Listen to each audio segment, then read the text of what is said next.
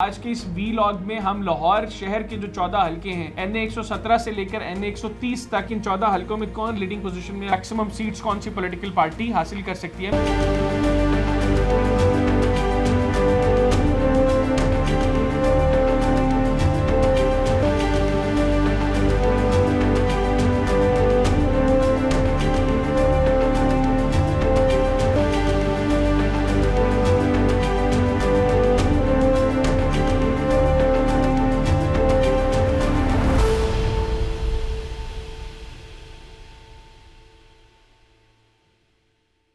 बिस्मिल्लाहिर्रहमानिर्रहीम, अस्सलाम वालेकुम व्यूअर्स, मैं हूं हैदर हयात खान। आज है जी 6 फरवरी और परसों मुल्क में आम इंतखाबात का दिन है, जनरल इलेक्शंस का दिन है।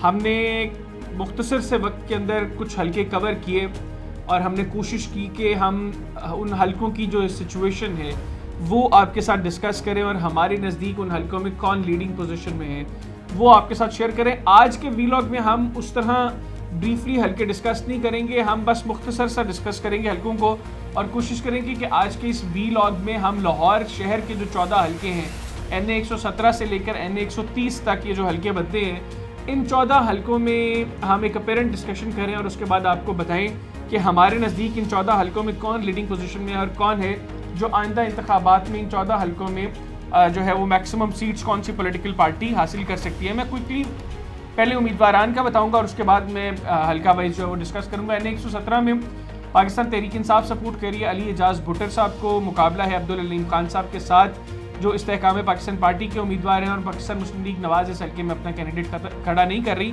और सपोर्ट करिए अब्दुल अलीम खान को। NA 118 में आलिया हमजा मलिक पाकिस्तान तहरीक इंसाफ की उम्मीदवार, मुकाबला हमजा शहबाज से मुस्लिम लीग नवाज के उम्मीदवार हैं। NA 119 में शहजाद फारूक हैं पाकिस्तान तहरीक इंसाफ के उम्मीदवार, जबकि मुस्लिम लीग नवाज की उम्मीदवार हैं मरियम नवाज शरीफ साहिबा। NA 120 में उस्मान हमजा साहब जो हैं वो पाकिस्तान तहरीक इंसाफ के उम्मीदवार हैं, मुकाबला है उनका पाकिस्तान मुस्लिम लीग नवाज के सरदार अयाज सादिक साहब से जो कि स्पीकर भी रहे हैं कौमी असम्बली के। NA 121 में वसीम कादिर साहब पाकिस्तान तहरीक इंसाफ के उम्मीदवार हैं, शेख रोहेल असगर के साथ उनका मुकाबला है जो पाकिस्तान मुस्लिम लीग नवाज के उम्मीदवार हैं। NA 122 में सरदार लतीफ़ खोसा साहब पाकिस्तान तहरीक इंसाफ से, ख्वाजा साद रफ़ीक साहब पाकिस्तान मुस्लिम लीग नवाज से। NA 123 में अफजाल अजीम पहाड़ साहब पाकिस्तान तहरीक इंसाफ से, शहबाज शरीफ साहब मुस्लिम लीग नवाज के उम्मीदवार। NA 124 में ज़मीर झेडू तहरीक इंसाफ के उम्मीदवार हैं, जबकि राना मुबशर इकबाल साहब पाकिस्तान मुस्लिम लीग नवाज के उम्मीदवार हैं। NA 125 में राना उमर जावेद साहब पाकिस्तान तहरीक इंसाफ के उम्मीदवार हैं, जबकि मलिक सैफुल मलूक खोखर साहब पाकिस्तान मुस्लिम लीग नवाज के उम्मीदवार हैं। NA 126 में तहरीक इंसाफ के उम्मीदवार हैं जी मलिक तौकीर खोखर साहब और मुस्लिम लीग नवाज के उम्मीदवार हैं मलिक अफजल खोखर साहब। NA 127 में ज़हीर अब्बास खोखर साहब पाकिस्तान तहरीक इंसाफ के उम्मीदवार हैं, अता तारड़ साहब मुस्लिम लीग नवाज के उम्मीदवार हैं, जबकि बिलावल भुट्टो जरदारी साहब भी इस हल्के में पाकिस्तान पीपल्स पार्टी के टिकट पर इलेक्शन कंटेस्ट कर रहे हैं। NA 128 में ओन चौधरी साहब इस्तेहकाम पाकिस्तान पार्टी के उम्मीदवार हैं, पाकिस्तान मुस्लिम लीग नवाज इनको सपोर्ट कर रही है, जबकि सलमान अकरम राजा साहब इस हल्के में पाकिस्तान तहरीक इंसाफ की नुमाइंदगी कर रहे हैं। मोहम्मद अजहर साहब, मियां मोहम्मद अजहर जो हैं वो NA 129 में पाकिस्तान तहरीक इंसाफ के उम्मीदवार हैं।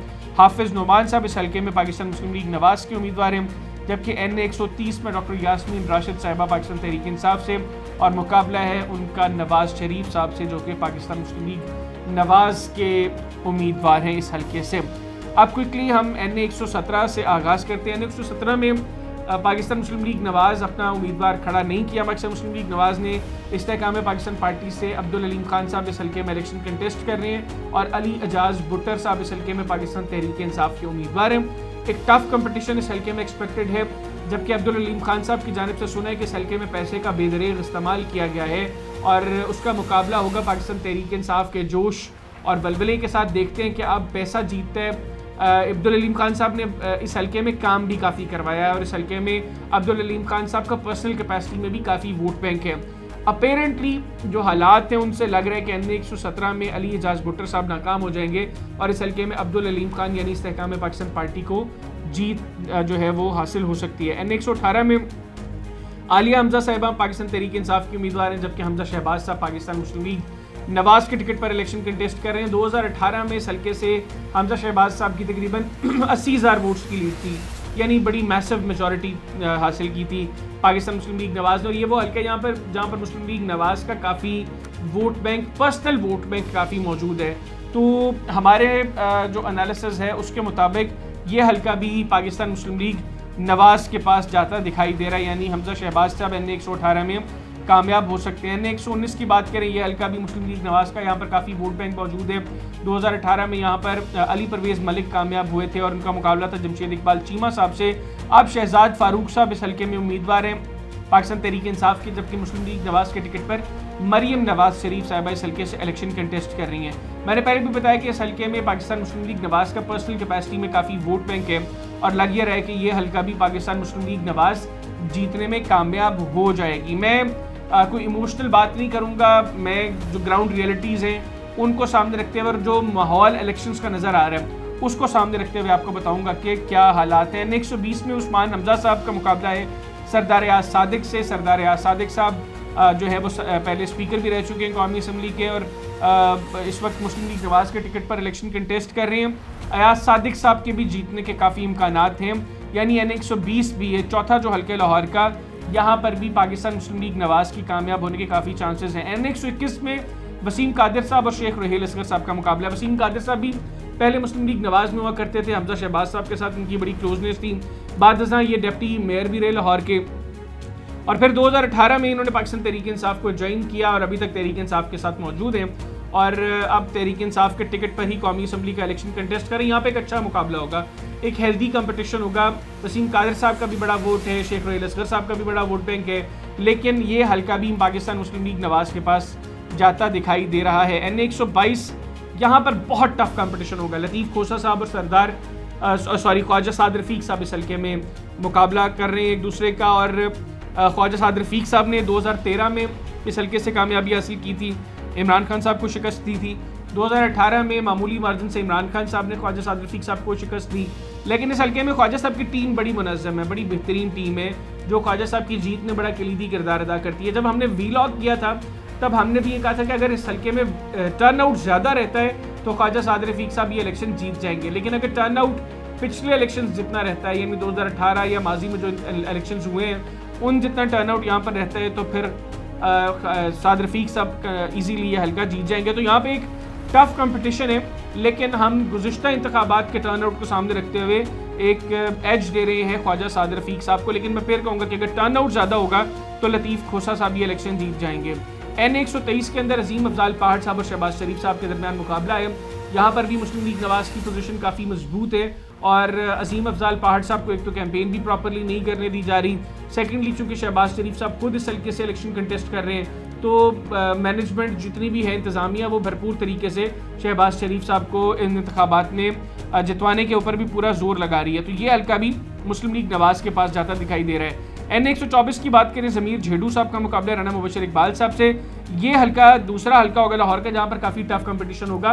पहले यहाँ पर राना मुबशर इकबाल साहब की पोजीशन काफ़ी क्लियर थी, लेकिन अब ज़मीर झेडू साहब ने भी गुज़िश्ता कुछ दिनों में जिस तरीके से हल्के में लोगों से राब्ते किए हैं और लोगों तक पहुँचने की कोशिश की है, उसके बाद झेडू साहब की पोजीशन भी काफ़ी बेहतर हुई है। और यहाँ पर जो मेन रोल प्ले करने वाले इलाके हैं वहाँ पर कुछ इलाके तो क्लियरली मुस्लिम लीग नवाज़ के पास हैं, लेकिन कुछ इलाके जहाँ पर मुस्लिम लीग नवाज़ माजी में बहुत जो है वो मजबूत पोजीशन में रहा करती थी, अब वहाँ पर वोट हुआ है डिवाइड।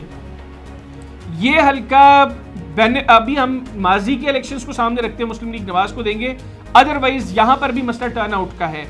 यानी लतीफ़ खोसा साहब के बाद ये जो हल्का है NA 124, यहाँ पर भी मसला टर्न आउट का है और अगर यहाँ पर टर्न आउट जो है वो बेहतर रहा तो ये इलेक्शन भी ज़मीर झेडू साहब जीत सकते हैं। आगे चलें जी, NA 125 की बात करें। NA 125 जो है ये भी बड़ा अहम हल्का है लाहौर का। इस हल्के से मुस्लिम लीग नवाज़ ने जो है वो टिकट दिया है मलिक सैफुल मलूक खोखर साहब को। मलिक सैफुल मलूक खोखर साहब वो पहले भी जो है वो इस हल्के से इलेक्शन कंटेस्ट कर चुके हैं और तब उनको शिकस्त हुई थी इस हल्के से, उनको करामत खोखर साहब ने इस हल्के से शिकस्त दी थी।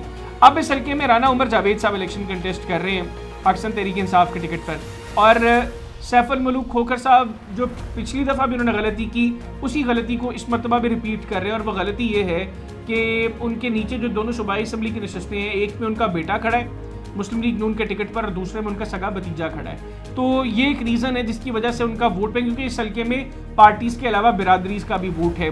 तो उमर जावेद साहब को अगर करामत खोखर साहब की फैमिली भरपूर तरीके से सपोर्ट कर देती है तो इस हल्के में पाकिस्तान तहरीक इंसाफ के जीतने के चांसेस हैं।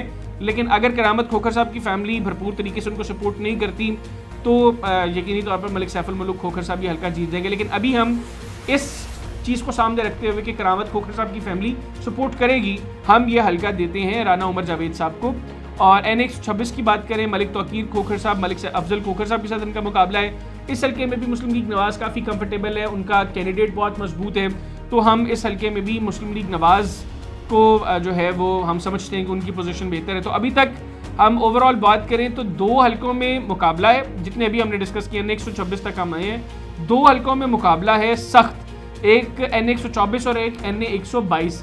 इन 2 हल्कों में सख्त मुकाबला होगा। अगर वोटर टर्नआउट ज़्यादा रहेगा तो तहरीक इंसाफ जीत जाएगी, लेकिन अगर वोटर टर्नआउट कम रहता है तो इन हल्कों में मुस्लिम लीग नवाज़ जीतेगी। जबकि एक हल्का है जहाँ पर तहरीक इंसाफ की पोजीशन हमें कंपैरेटिवली बेहतर नजर आ रही है। NA-127 की बात करें, ज़हीर अब्बास खोखर साहब, अता तारड़ साहब और बिलावल भुट्टो जरदारी साहब के दरमियान मुकाबला है। इस हल्के में बिलावल भुट्टो जरदारी साहब और पीपल्स पार्टी भरपूर कोशिश कर रही है कि ये हल्का पाकिस्तान पीपल्स पार्टी के पंजाब में रिवाइवल का जो है वो बाइस बन सके, और वो उसी सूरत में होगा अगर बिलावल भुट्टो जरदारी साहब इस हल्के से कामयाब होते हैं। तारड़ साहब भी फुल जोर लगा रहे हैं और इस हल्के में वोटों की खरीदो फरोख्त भी अरूज पर है।